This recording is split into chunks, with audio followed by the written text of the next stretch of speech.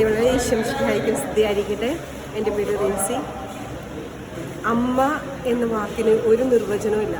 അമ്മയാകുക എന്നുള്ളത് പറഞ്ഞു കഴിഞ്ഞാൽ എല്ലാവർക്കും, ഏതൊരു സ്ത്രീയുടെയും ഏറ്റവും വലിയൊരു ജീവിതാഭിലാഷം തന്നെയാണ് അമ്മയാവുക എന്നുള്ളത്.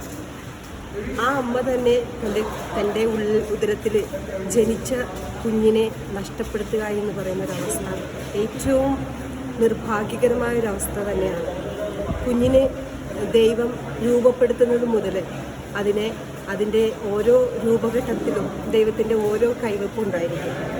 ആ കൈവെപ്പ് എന്ന് പറയുന്നത് നമുക്കൊന്നും പ്രവചിക്കാനാവാത്തൊരു അവസ്ഥയാണ്. ആ അവസ്ഥയിൽ നിന്നുകൊണ്ട് തൻ്റെ കുഞ്ഞിനെ, ദൈവം നൽകുന്ന കുഞ്ഞിനെ നമുക്കൊരിക്കലും നിഷേധിക്കാനോ തള്ളിക്കളയാനോ ആവില്ല. അന്നു മുതൽ അവളുടെ ഉദരത്തിലുള്ള ആ കുഞ്ഞ് പുറത്തു വരുന്നത് വരെ അവൾക്ക് ആ കുഞ്ഞിനോട്, തൻ്റെ ജീവൻ തന്നെയായ ആ കുഞ്ഞിനോട് ഒത്തിരി സ്നേഹം ഉണ്ടായിരിക്കണം.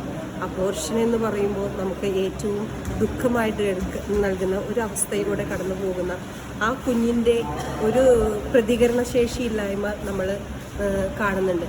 ചില സിനിമകളിലൊക്കെ നമ്മൾ കാണുന്ന ഒരു അവസ്ഥയുണ്ടാവാറുണ്ട്. കുഞ്ഞിനെ അബോർഷൻ ചെയ്യുന്ന ഒരമ്മ, അല്ലെങ്കിൽ അവൾക്ക് അനുവദനീയമല്ലാത്തൊരു സാഹചര്യത്തിൽ ഗർഭം ധരിക്കേണ്ടി വരുമ്പോൾ, അല്ലെങ്കിൽ ഇഷ്ടമില്ലാതെ ഗർഭധാരണം നടത്തുന്നവരാണ് കൂടുതലും അബോർഷന് വിധേയരാകുന്നത്. പക്ഷേ ആ കുഞ്ഞൊരു തെറ്റും ചെയ്തിട്ടില്ല, എന്നിട്ട് പോലും ആ കുഞ്ഞിനെ അവൾക്ക് നശിപ്പിക്കേണ്ടി വരുന്നു.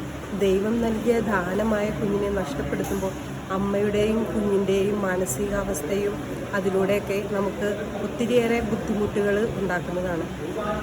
അബോർഷൻ എന്ന് പറയുന്ന ആ ഒരു വാക്ക് തന്നെ നമ്മുടെ ചുറ്റിൽ നിന്നും മാറിപ്പോകട്ടെ. ദൈവം നൽകിയ ഓരോ ജീവനും അതിൻ്റേതായൊരു വലിയൊരു പ്രാധാന്യമുണ്ട്. ദൈവത്തിൻ്റെ ദാനമായ മക്കളെ സ്വീകരിക്കാനായിട്ട് അതിനുവേണ്ടി ഒരുങ്ങുന്ന ഒത്തിരിയേറെ അമ്മമാരുണ്ട്.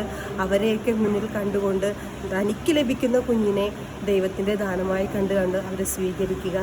ദയവായി അബോർഷന് പ്രോത്സാഹിപ്പിക്കാതിരിക്കുക.